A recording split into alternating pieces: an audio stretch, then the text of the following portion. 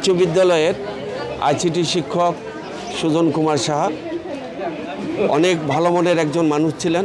তিনি একজন আদর্শ শিক্ষক ছিলেন।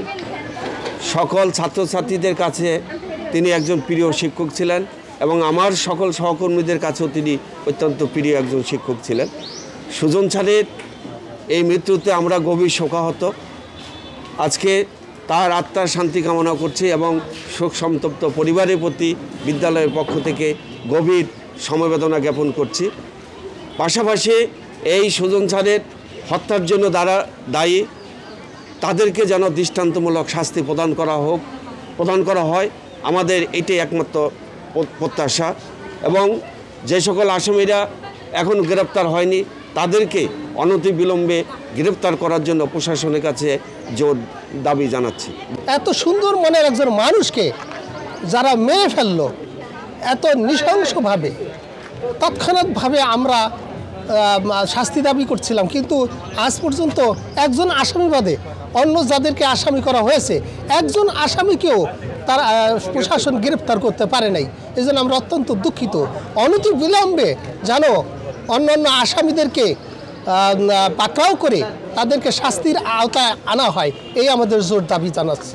এখানে আঙ্গারিয়া উচ্চ বিদ্যালয়ের শিক্ষার্থী এবং শিক্ষকরা, আমরা প্রাক্তন স্টুডেন্টরাও রয়েছি। এখানে আমরা একটি মানববন্ধনের ডাকে সাড়া দিয়ে এখানে এসেছি। আপনারা জানেন যে কয়েকদিন আগে আমাদের একজন শিক্ষক আইসিটি টিচার সুজন সাহাকে তার পারিবারিক জের এবং ওখানে জায়গা জমি সংক্রান্ত ছোট্ট একটি বিষয়কে কেন্দ্র করে একদল মানুষ তারা সন্ত্রাসীদের মতো অ্যাটাক করে হত্যা করেছে। এখন সুজন সাহার মৃত্যুতে আমরা গভীর শোক জানিয়েছি এবং আমরা বলতে চাই তার হত্যাকাণ্ডের সঙ্গে জড়িত সকলকে আইনের আওতায় আনতে হবে, এনে দৃষ্টান্তমূলক শাস্তি দিতে হবে।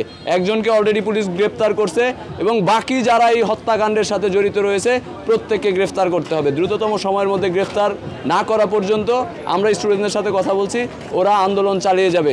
দরকার হয় আজকে মানববন্ধন করছে, আগামীকালকে আবারও করবে।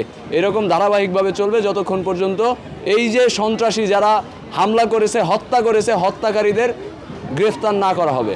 মাটিতে একটি পা ফালালে যদি মাটি কষ্ট পায় সেরকম করে হাঁটতেন তিনি। 12 বছর যাবৎ তার ধর্মীয় অনুশাসন মেনে আসছেন। সে এতই ভালো মানুষ ছিলেন যে আমাদের ক্লাসে এসে কখনোই কোনো শিক্ষার্থীকে কোনো ধমক এবং কি কোনো হাত দিয়ে কোনো আঘাত মারতো না। তিনি আমাদেরকে এতই ভালোবেসেছিলেন। তার যেই শিক্ষার কৌশল ছিল তা অতুলনীয় ছিল। আমরা এখন এত ভালো শিক্ষক আমরা এখন হারিয়েছি। এর বিচার যদি আমরা না পাই তা আমাদের বেদনা অনেক বেদনাদায়ক হবে।